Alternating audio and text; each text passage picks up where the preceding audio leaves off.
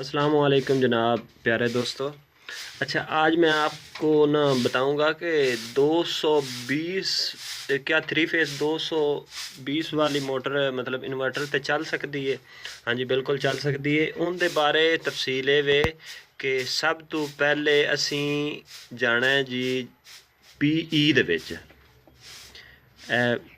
दी मदद नाल PE दे विच PE आ गया। अच्छा जी, ज़्यादातर मैं ना पंजाबी दे विच दसना क्योंकि साडे मतलब ज़्यादा लोग जो है ना वो खेतीबाड़ी नाल तलक रखते हैं ते सोलर दे मुतलका, इस वजह तो जिमींदारां नूं सही समझ आउंदी है। अच्छा अच्छा, ए भाईजान PE आ गई। PE दे विचों इंटर असी करना है जी, इंटर कर लिया। अगे मंग रही है कोड। अच्छा जी, कोड असी पावां इनू दियां दे शिफ्ट दी नाल लैके मदद 40721 कोड है। ठीक है भाई, तो शार्ट जी वीडियो आउंदी है 1-2 मिनट दी, इंशाअल्लाह ताला खजाने नाल भरपूर भरी उसी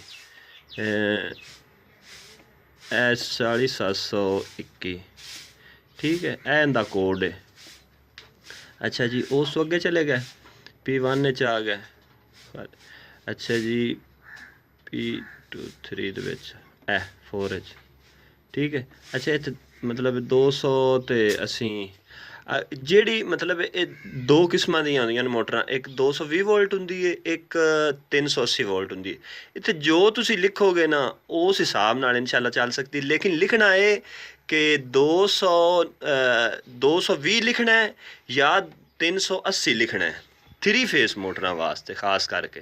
अगर तुहाडी 380 है फिर तुसी इत्थे 380 लिख दिओ। अगर तुसी 220 ते चलानी है तो फिर अगर तुसी मतलब तुसी 220 ते चला सकते हो। ऐसी 380 है ना, 380 इत्थे लिखी गया।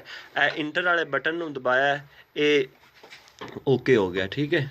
अच्छा, इंटर वाले बटन नूं दबा के ये जी ओके हो गया।